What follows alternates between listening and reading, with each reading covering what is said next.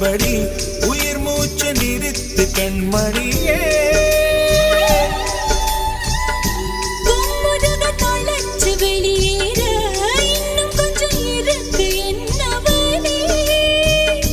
மழையடிக்கும் சிறு பேச்சு, வெயில் அடிக்கும் ஒரு பார்வை, உடம்பு மண்ணில் புதையிற வரையில் உடன் வரக்கூடுமோ?